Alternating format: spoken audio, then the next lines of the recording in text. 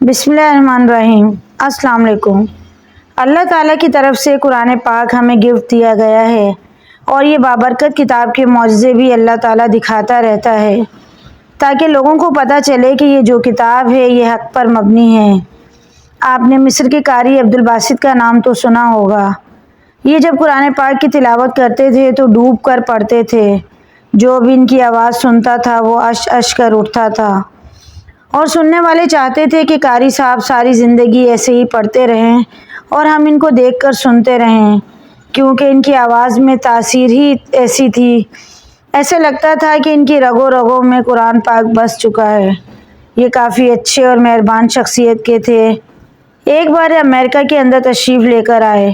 یہاں پر یہ مختلف محفلوں میں جا کر قرآن پاک کی تلاوت کیا کرتے تھے اور ان کے چاہنے والوں کی تعداد پوری دنیا میں پائی جاتی ہے، اور یہ ان محفلوں میں جا کر کچھ بیانات بھی کر دیا کرتے تھے۔ اگر کوئی محفل میں لوگ عربی جاننے والے ہوتے تو یہ عربی میں باتیں سنا دیتے، اگر کوئی انگلش جاننے والے زیادہ ہوتے تو یہ انگلش میں باتیں کیا کرتے۔ اب یہاں پر محفل لگی ہوئی تھی تو کسی شخص نے آپ سے پوچھا کہ قاری صاحب، آپ قرآن پاک کافی دل و جان سے پڑھتے ہیں، کیا آپ نے اس کا معجزہ بھی دیکھا ہوا ہے؟ تو قاری صاحب نے اس شخص کو جواب دیا کہ میں نے قرآن پاک کا کوئی ایک معجزہ نہیں دیکھا ہے، میں نے قرآن پاک کے سینکڑوں معجزے دیکھے ہیں۔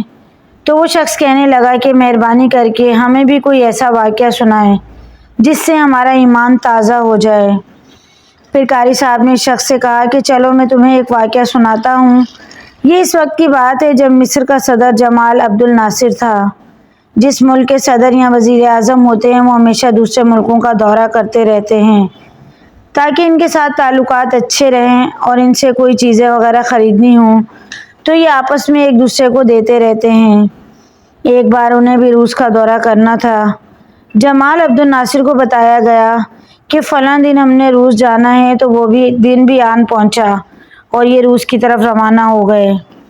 اس وقت روس کے اندر کمیونسٹ حکومت ہوا کرتی تھی اور اس کا دنیا کے اندر بول بالا تھا۔ امریکہ کی جگہ اس وقت کی خود پاور ہوا کرتی تھی اور یہ دوسرے ممالک کے لوگوں کو اتنی اہمیت نہیں دیا کرتے تھے، جو بھی ان کے جی میں آتا یہ کر دیتے، کیونکہ انہوں نے خود کو پاورفل سمجھا ہوا تھا۔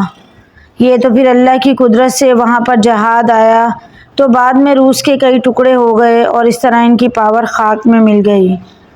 اس وقت کمیونزم کا سخت ترین دور تھا اور دنیا اس سرخ انقلاب سے ڈرتی تھی۔ اب یہاں پر مصر کا صدر جمال عبد الناصر بھی پہنچ گیا اور انہوں نے وہاں جا کر کافی لوگوں سے ملاقات کی اور جو بھی ملکی امور کے فائدے میں کام تھے وہ انہوں نے ایک دوسرے سے شیئر کیے۔ جب یہ ملاقاتیں ختم ہو جاتی تو یہ آپس میں بیٹھ کر ایک دوسرے سے ایسے ہی گپے شپے لگانے کے لیے بیٹھ جاتے۔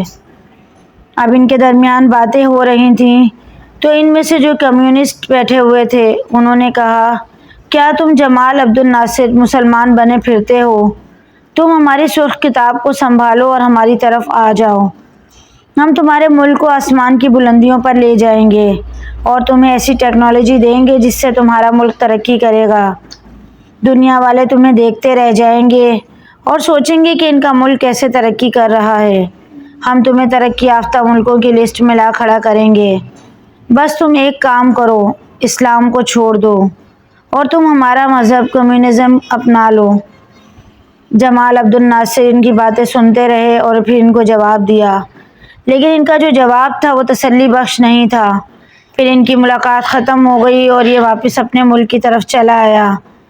یہاں پر آ کر جمال عبد الناصر کو دل ہی دل میں درد کھائے جا رہا تھا کہ میں نے اپنے اسلام کی صحیح معنوں میں ان کے آگے وضاحت نہیں کی۔ اب ان کو یہ شرمندگی کھائی جا رہی تھی اور یہ کافی شرمسار تھے کہ وہ کمیونسٹ باتیں سناتے رہے پر میں اپنی وضاحت نہیں کر سکا۔ پھر یہ سوچتے رہے کہ دوبارہ مجھے کبھی موقع ملے گا تو میں کچھ ایسا کر دکھاؤں گا کہ جب ان کمیونسٹ لوگوں کو پتہ چلے گا کہ ہمارا اسلام کیا چیز ہے۔ اللہ کی قدرت جو منظور ہوتا ہے وہی ہوتا ہے۔ پھر دوبارہ 2 سال بعد جمال عبد الناصر کو روس جانا تھا تو انہوں نے سوچا اس بار میں اپنے ساتھ قاری عبدالباسط کو لے جاتا ہوں۔ پھر ان کی طرف سے مجھے لیٹر ملا کہ ہمارے ملک کے صدر جمال عبد الناصر روس جا رہے ہیں اور انہوں نے کہا ہے کہ آپ تیاری کرنے آپ بھی ہمارے ساتھ چلیں گے۔ پھر مجھے جیسے ہی پتہ لگا تو میں نے بھی تیاری شروع کر دی، پر میں بڑا حیران ہوا کہ مجھ جیسے لوگوں کی تو سعودی عرب، پاکستان، بنگلہ دیش، ایران، عراق یہاں پر ضرورت ہوتی ہے، کیونکہ ان ممالک میں زیادہ تر مسلمان بستے ہیں اور وہ قرآن پاک سننے کے لیے بلاتے رہتے ہیں۔ پر یہاں کیا ضرورت آن پڑی، جہاں پر مسلمانوں کا تو بہت ہی کم نام و نشان ہے، جن کو اسلام کے بارے میں کسی چیز کا بھی علم نہیں تھا۔ اب میں یہی سوچتا رہا کہ پتہ نہیں میری وہاں پر کیا ضرورت پڑ گئی۔ پھر ہم یہاں سے روانہ ہو کر روس کے شہر ماسکو پہنچ گئے۔ یہاں پر آ کر جمال عبد الناصر نے مختلف لوگوں سے ملاقاتیں کیں اور کمیونسٹ بندوں سے ملتے رہے۔ اب جب ان کی ملاقات ختم ہو جاتی تو یہ پھر گپے لگانے کے لیے بیٹھ جاتے اور ادھر ادھر کی باتیں کرنے لگتے۔ میں بھی وہاں پر موجود تھا تو انہوں نے ان کمیونسٹ بندوں سے کہا کہ ان سے ملیے، یہ میرے ساتھی ہیں اور ان کو میں اپنے ساتھ لایا ہوں۔ پھر جب وہ مجھ سے مل لیے تو جمال عبد الناصر نے دل باندھا اور کہا کہ یہ آپ کو کچھ سنانا چاہتے ہیں۔ تو انہوں نے پوچھا کہ یہ ہمیں کیا سنائیں گے؟ تو جمال عبد الناصر نے کہا یہ آپ کو قرآن پاک کی تلاوت سنائیں گے۔ پھر ان کمیونسٹ لوگوں نے کہا کہ چلو ٹھیک ہے، پڑھ لیں۔ قاری عبد الباسط فرماتے ہیں کہ مجھے پھر اشارہ ملا کہ آپ پڑھنا شروع کیجئے، تو میں نے پڑھنا شروع کیا اور میں نے قرآن پاک کی تا سورت کا وہ رکوع پڑھنا شروع کیا جن کو سن کر حضرت عمر بن الخطاب رضی اللہ تعالیٰ عنہ ایمان لائے تھے۔ جیسے ہی میں نے قرآن پاک کی یہ آیاتیں پڑھ کر ختم کیں تو سامنے بیٹھے ہوئے 4 سے 5 کمیونسٹ کی آنکھوں سے میں نے آنسو بہتے ہوئے دیکھے۔ یہ قرآن پاک کا معجزہ میں نے اپنی آنکھوں سے دیکھا۔ یہ جب رو رہے تھے تو جمال عبد الناصر نے ان سے کہا کہ آپ لوگ رو کیوں رہے ہو؟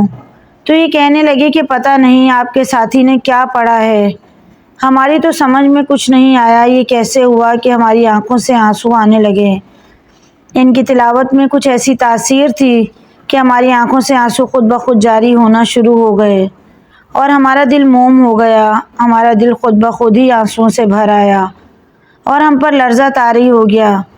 یہ میرے اللہ کی قدرت کا کمال ہے کہ جو لوگ قرآن پاک کو جانتے نہیں، سنتے نہیں، سمجھتے نہیں، پر وہ جو معجزہ دکھانے پر آتا ہے تو دکھا دیتا ہے۔